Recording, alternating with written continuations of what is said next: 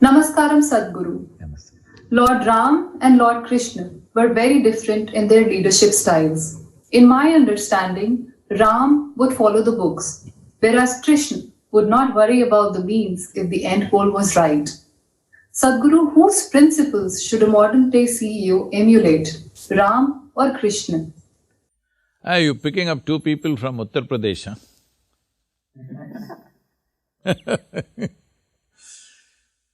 Well, I understand the basis of that question.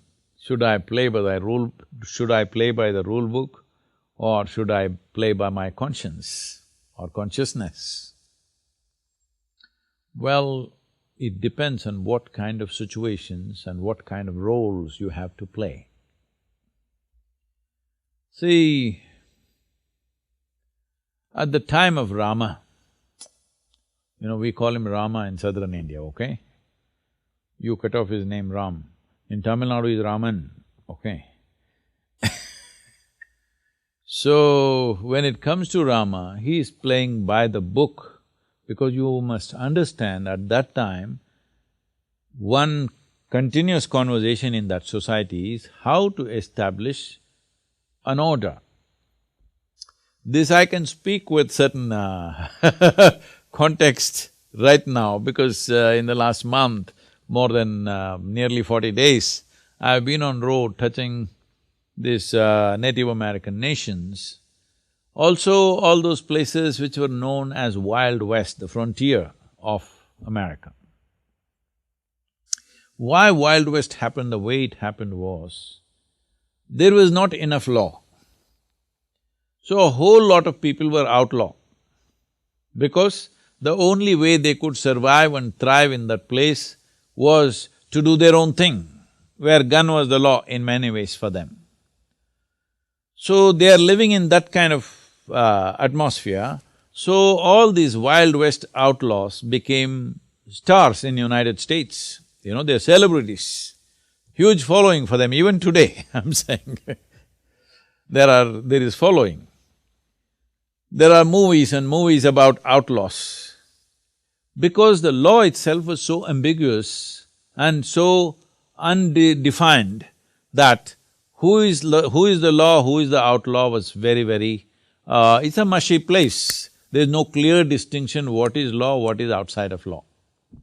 So killing a man, is it outside of law? It was not, because the law was also doing it, the outlaws also were doing the same thing, so they are asking what is the problem, kind of thing. So, Rama is at that kind of time, when in this subcontinent, there was no described law. So one important dimension of his life was, he wanted to bring order and civilization to that place.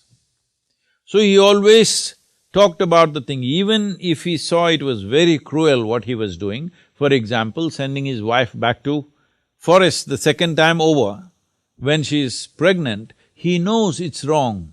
He knows as a husband it's wrong, as a man it's wrong, but he is doing it because if I don't establish the law, who else will? If the king doesn't establish the law, all others will start doing their own things according to personal likes and dislikes. So this is, on one level, a hugely admirable thing, that you are willing to make very severe personal sacrifices for being a ideal administrator or to be seen as an ideal king by everybody, because you want to be an inspiration to be emulated by the rest of the citizenry, because you're just trying to establish a civilization. Not really totally civilized, you're trying to establish the laws. It is like the Wild West, not exactly in those terms, but law is ambiguous, so he is trying to make it very clear, this is the way to conduct your life. By the time Krishna came, civilization was established, well-established kingdoms were there, clear-cut rules of life, business and warfare, everything was there. But just a handful of people were taking the law into their hands, twisting it as they want and doing what they want.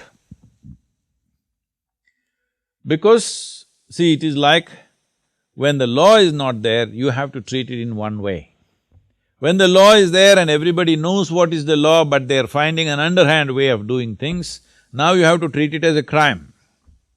So how you treat crime and how you treat an outlaw, I'm trying to make a difference, there is not much difference, but I'm trying to make a difference because somebody is out of the law because he has no sense of law in his head. Somebody is a criminal, he knows what's the law and he's subverting it intentionally, all right?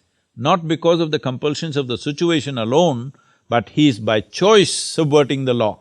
So in Krishna's case, the people that he is handling, the do brothers, 100 do's, Duryodhana and co, here these are people who exactly know what is the law of the time, but they are intentionally subverting it. So he deals with them completely differently, not by the book, but by his wit, by his, cunning also. Many times in the war, he was very cunning because he knows these people, if you go by the law and let them win, they're not going to give a just rule to anybody. They will do anyway what they want to do, all right?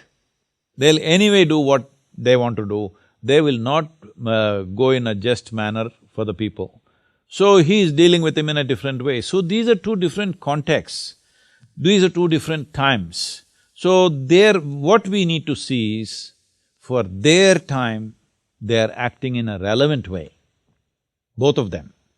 Similarly, for our time, we must act in a relevant way.